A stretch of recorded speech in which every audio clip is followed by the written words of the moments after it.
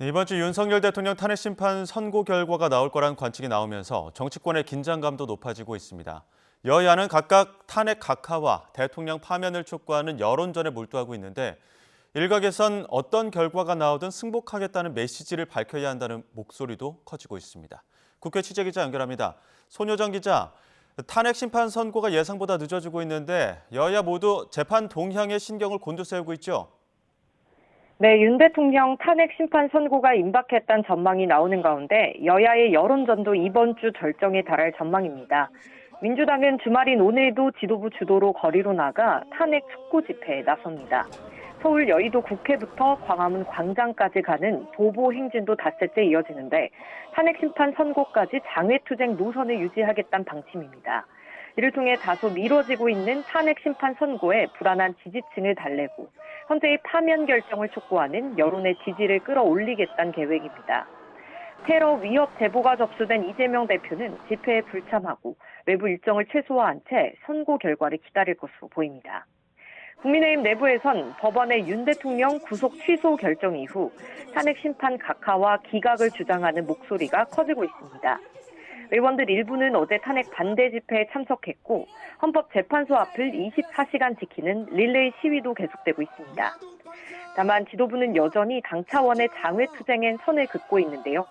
자칫 헌재 압박으로 보여 탄핵 심판에 부정적인 영향을 줄 수 있다는 판단 때문으로 풀이되는데 대신 헌재의 공정한 결론을 거듭 촉구하고 있습니다. 이런 가운데 정치권 일각에선 탄핵 심판 결론이 어떻든 여야는 물론 윤 대통령도 결과에 승복하겠다는 의사를 밝혀야 한다는 목소리가 커지고 있습니다. 민주당 김두관 전 의원은 여야 지도부에 탄핵 심판 승복 공동 기자회견을 제안했고 국민의힘 안철수 의원은 진정성 있는 대통령의 승복 메시지는 국가 혼란을 막을 수 있는 큰 울림이 될 것이라고 강조했습니다. 네, 이번 주 여야의 민생 현안 논의 전망도 자세히 전해주시죠. 네, 그제 여야가 연금 개혁 문제에 극적으로 접점을 찾으면서 꽉 막혔던 민생 논의에 물꼬가 트인 건 사실입니다.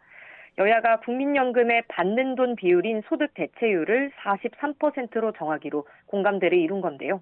소관 상임위인 보건복지위원회에서 최종 타결에 이른다면 빠르면 오는 목요일 본회의에서 연금 개혁안이 통과될 전망입니다. 여야는 내일부터 그 밖의 민생 현안을 톱다운 형식으로 논의하는 국정협의체 실무협의도 재개할 예정입니다. 다만 추경과 반도체 특별법 논의는 공전을 거듭하고 있는데요. 여야 모두 추경 편성 필요성엔 공감했지만 여당은 취약계층 선별적 지원을, 민주당은 전국민 소비 쿠폰을 비롯한 보편적 지원을 주장하고 있습니다. 반도체 특별법의 경우 주 52시간 근무제 예외 적용 조항을 명시할 것이냐를 두고도 여야가 충돌하는 상황입니다. 쟁점별 이견이 여전한 데다 이번 주 최고조에 달한 탄핵 정국과 맞물리면서 여야가 가시적인 민생 성과를 내긴 힘들 거란 관측도 나오고 있습니다. 지금까지 국회에서 전해드렸습니다.